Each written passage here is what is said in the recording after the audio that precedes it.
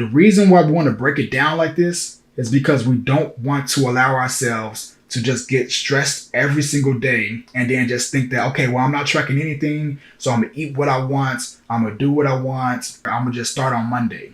We have that way too much. We have this start on Monday mentality. It's all in or it's nothing.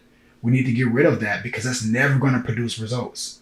So we need to have variations of these new habits that we're trying to build so that we can at least make progress. That's the goal. It's not to be perfect, but it's just to progress. Calories, a lot of people don't want to focus on that thing, right? It's challenging, it's time consuming, it can be stressful to a lot of people.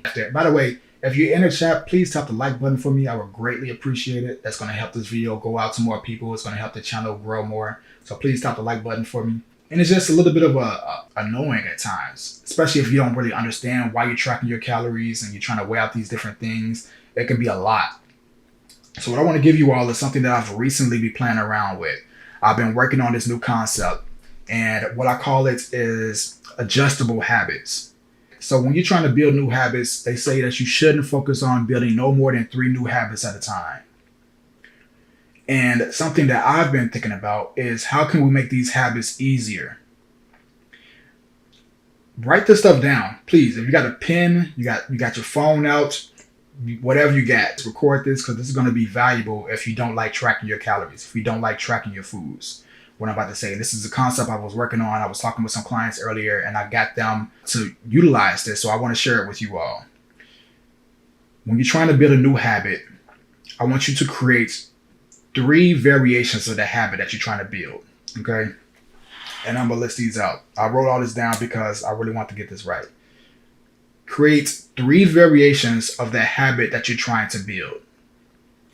The first variation is going to be the easiest version of that habit. The easiest thing that you can do, no excuse why you can't do it. There's no reason for you to not be able to do this version of the habit, variation 1. Variation 2 is a little bit more challenging. It's not overwhelming, it's a little bit more challenging than a variation number 1, but it's going to deliver good results. The first variation will deliver some results. The second variation will deliver good results. And the third variation of that habit is the most optimal.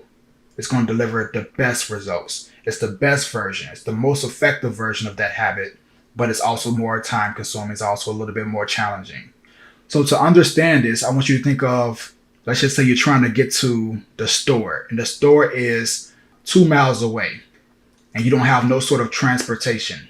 You got to get there with your feet. There's 3 ways that you can get there with your feet.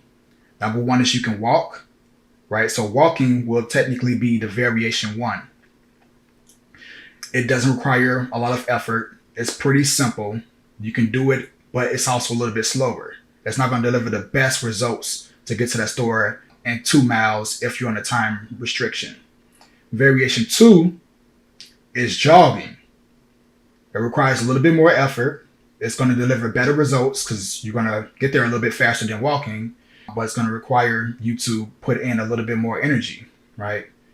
Variation 3, which is running. This is the most energy exerting. This requires more energy than all of the other versions, but it's going to get you there faster. You may not like it as much because you're going to be breathing heavily. It's going to be like, golly, like how much longer?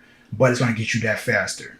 Depending on the circumstance that you have for that specific day, that's the variation that you're going to use to build this habit up.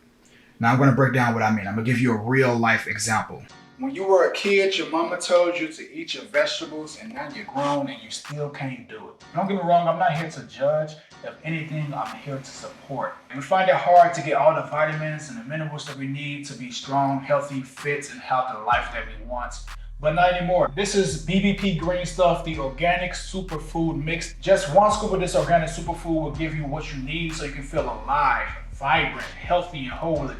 And that includes wheatgrass, spirulina, kale, spinach, berries, cherries, flaxseed, mango, pineapple. So many more ingredients, we don't even have time to list them all out. You can grab your BBP Organic Superfood by heading over to bbpsubs.com. Just 1 scoop will do the trick with 8 to 12 ounces of water. Take a spoon and mix it all in, or you got yourself a full little tool you can use. Just rotate it in just like that. Check it out. So go ahead over to bbpsubs.com, grab yourself some green stuff, use the checkout code BBP10 to save 10% off your order, and let's rebuild with precision. These 3 variations, and use this to build any habit.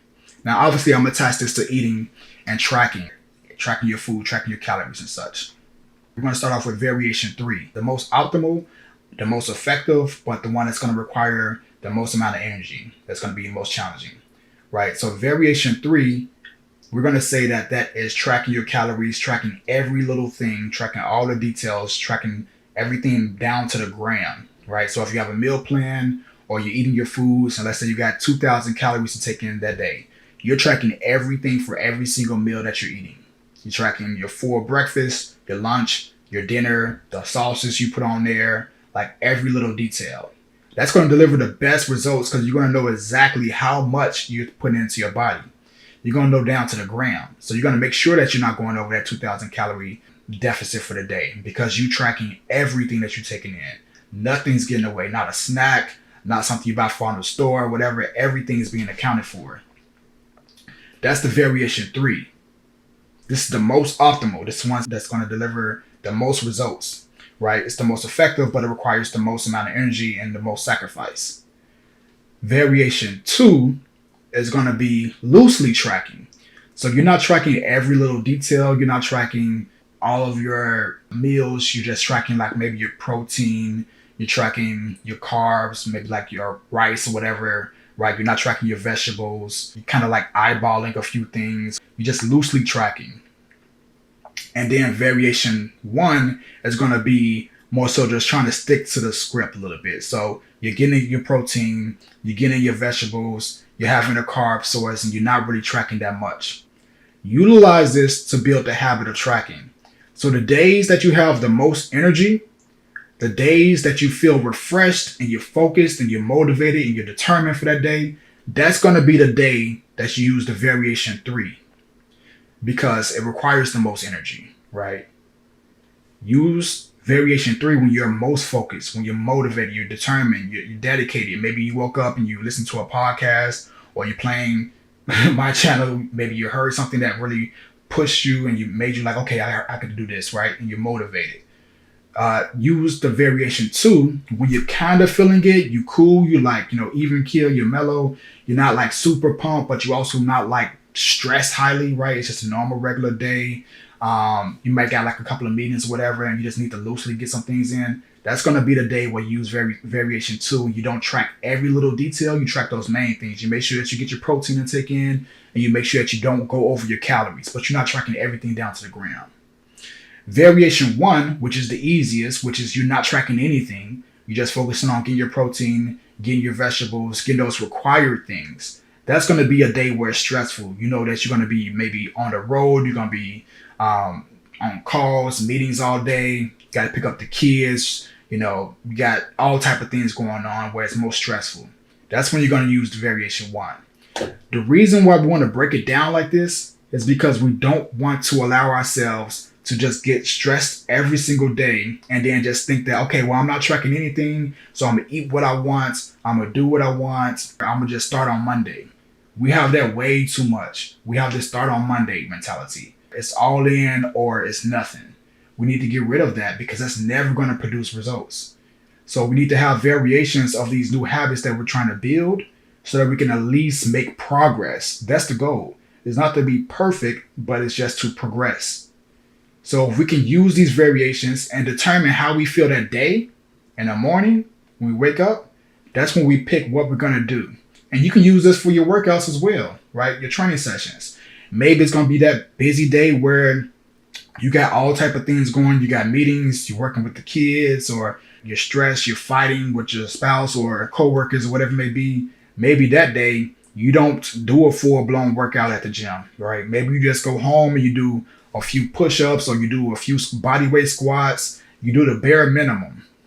Do the bare minimum to at least check it off. If y'all have the Pocket Coach, there's a section there that's called the Locked In Calendar, where you could put an X through the day. If you didn't hit your goal, you could put a check through the day if you did hit your goal. The goal is to just get a whole bunch of green checks every single day.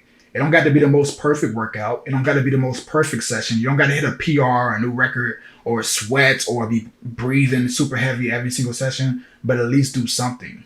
Even if you do want to go to the gym, this will be a variation 2 day. Maybe you do have the motivations to go to the gym, but you don't feel like pushing it hard. You don't feel like doing everything. Well, maybe just go to the gym, and if you got dumbbell squats, as opposed to doing all 4 sets of 10, maybe you just do 1 set of 10. Maybe just do 1 set for each workout. That's your variation 2, where you're kind of motivated, but you're just not feeling it. You're a little bit stressed, so you don't have as much energy. That's your variation 2. And you save your variation 3 with a full-blown workout on the days where you have the most energy, the days that you're most motivated, right? So this way, regardless of what, you're making progress towards your goal. It may not be the most optimal progress, but you're still making progress. So regardless of what you're doing, it's better than not doing anything. And that's what we want to avoid. Because we've all had goals. It's April now. I know the majority of us had goals, if you said New Year's resolutions, right, of being somewhere that we want to be right now, April 19th. And the reason why we're probably not there is because we didn't think of this concept. We didn't think that we can have different variations of that new habit we were trying to build.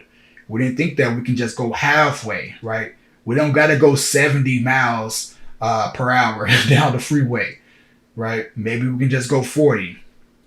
Maybe we can go 25. Maybe we're in the school zone and we can only go 20. It's better than not going at all, right?